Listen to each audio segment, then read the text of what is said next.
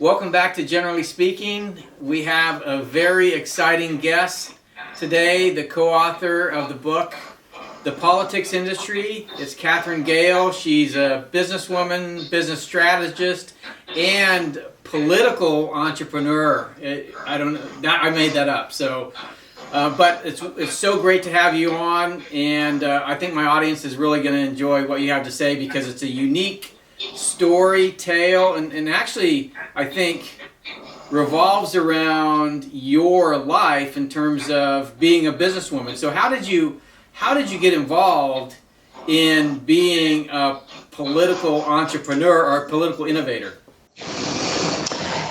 Yeah, it really is interesting because now that I'm in politics, it still relates every day, all the time back to what I learned in business, which is, as you know from reading my book, but I'll say to the audience, the core idea of my work is to solve this conundrum and problem for a country, which essentially is, why are the customers of the politics industry so dissatisfied, across parties, across ideological spectrum, so dissatisfied with what we're getting out of Washington, D.C. And yet, as customers of the politics industry, we really have no other choices other than two. In this land where we could have 50 refrigerator choices, just like we have two choices. And we don't see new competition coming in even when we're dissatisfied. So that's certainly not the way it works in, the business that I spent my career in and any business that your viewers have been in. Why is it that way? And how could we change it so that the success of people in politics was directly related to their success at delivering results that made lives better in this country? So your job as the head of your company, the Gehl Foods, right, is what the company was called. And you made cheese, maybe other things. I know you made cheese. We did. So if your customers come to you and say, well, I've got a problem with your cheese, then you as the head of the company, well, you better figure out how to solve their problem because you're going to lose your business.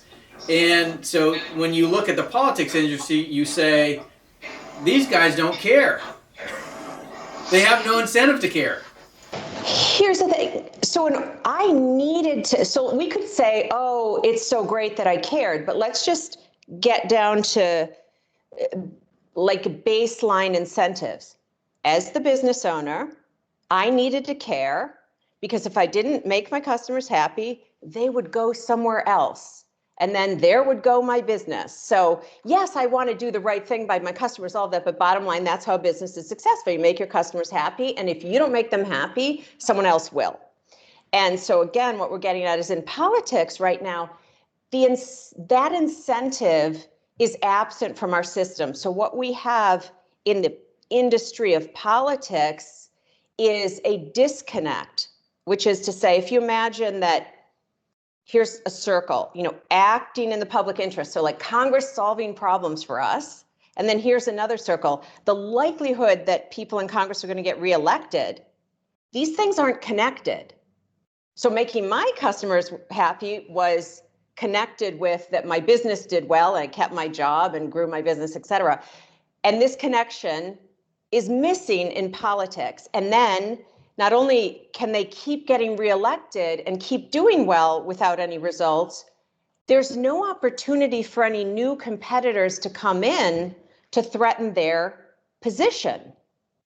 And this sets up just a fundamentally unhealthy competition in politics. And the question is, how can we change that? Because I should say one other thing. What's really interesting about this is that even as the customers are super unhappy, the industry itself is doing amazingly well. They're doing well. You sort of know this. They love it. Exact numbers. We can go to Washington, D.C. We can go around. You can see the level of business that's there. We can know that there's some crazy, I don't know if this is the exact right number, but that $500 million was spent in the Georgia Senate runoff. that money goes to all the people whose jobs are in this politics industry, the consultants, the pollsters, the social media gurus, the advertisers, all this business of politics. And if their business keeps doing better and having more revenue, even as the customers are dissatisfied, then that doesn't make any sense. And we, as customers, we don't usually think of ourselves that way. We just think of ourselves as voters, and we think, oh, we have to pick the right person. But it turns out, and again, this is what I learned from business when we looked at politics, that what we have to do is say, wait, how can we incent? How can we match up the people in the business, their incentives for their own careers and their businesses to do well with our need for results?